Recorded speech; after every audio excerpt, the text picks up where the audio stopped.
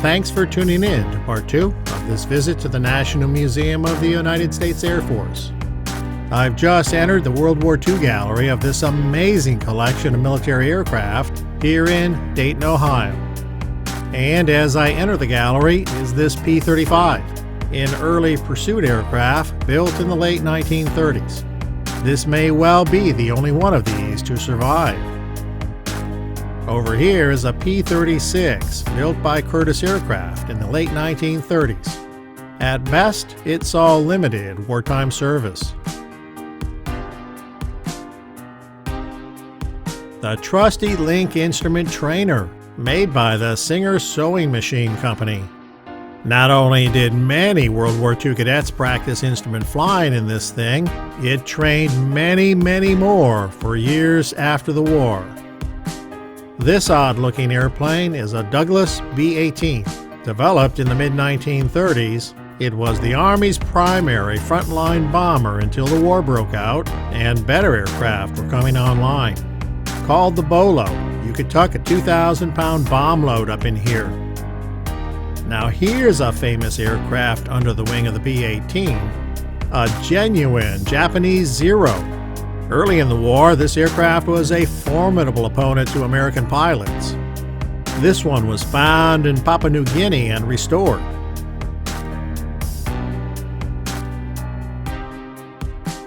And across the way is the famous P-40 Warhawk. Perhaps its fame coming from the association with the Flying Tigers. Here's a P-25 set up in a vignette of being strapped to the deck of the carrier Hornet, part of Jimmy Doolittle's retaliatory raid on the Japanese mainland. They sailed the Hornet to within 500 miles of the Japanese coast, then launched 16 of these on what amounted to a one-way mission to attack cities in Japan.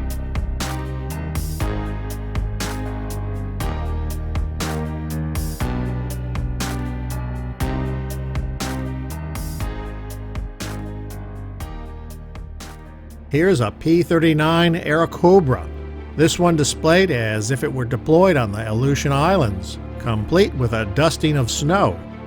A bunch of these airplanes were also sent to Russian forces during the war.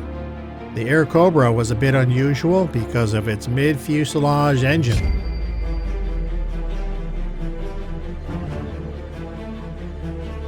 Hanging from the ceiling is a Ryan PT-22 trainer.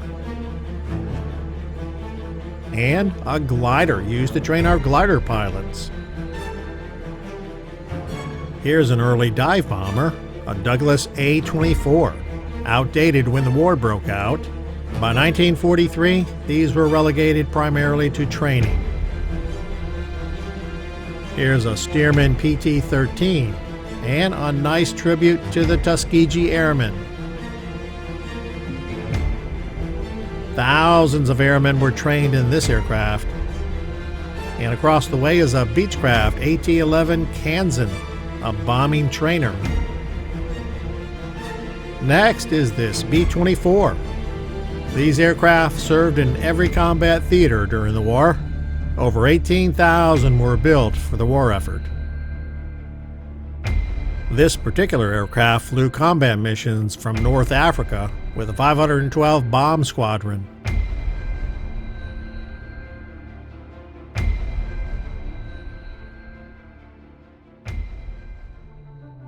Here's one of my personal favorites, the B-17, this one being the Memphis Belle. A B-17 E-mount. I notice this doesn't have the chin turret. The museum has restored this to an absolutely amazing state.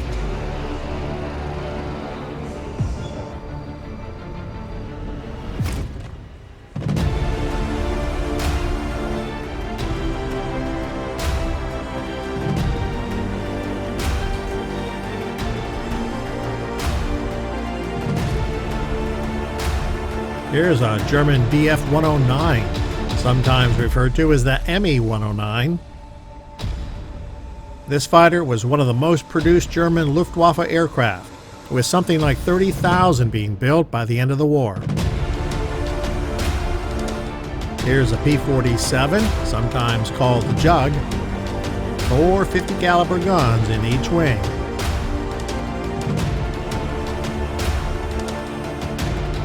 A B-26 Marauder, built by the Martin Company, used mainly for medium and low altitude bombing missions.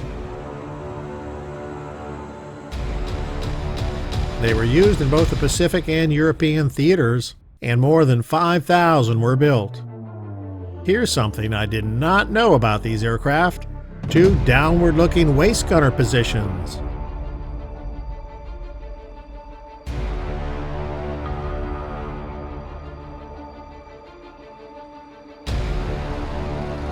Up there is a CG-4 Waco Glider, used to drop troops and equipment behind enemy lines. And below, a C-47 transport, which was used to tow gliders, as well as to carry airborne troopers like this guy. That's a Eureka beacon he's got there, so I'm guessing he's a Pathfinder and would have been one of the first to drop on D-Day.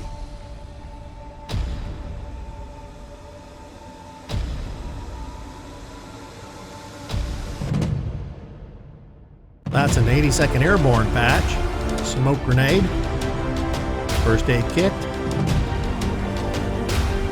walkie-talkie. That's a Hawkins anti-tank grenade, a British invention. Rope, canteen,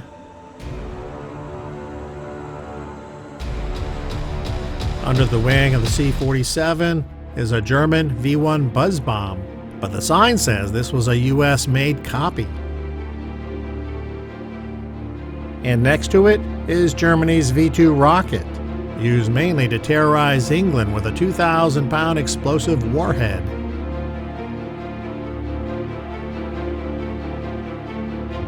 Here's another personal favorite, the North American P-51 Mustang. These were the very apex of American fighters during the war. It was such a good design, some of these aircraft continued to fly with foreign militaries until the 1980s.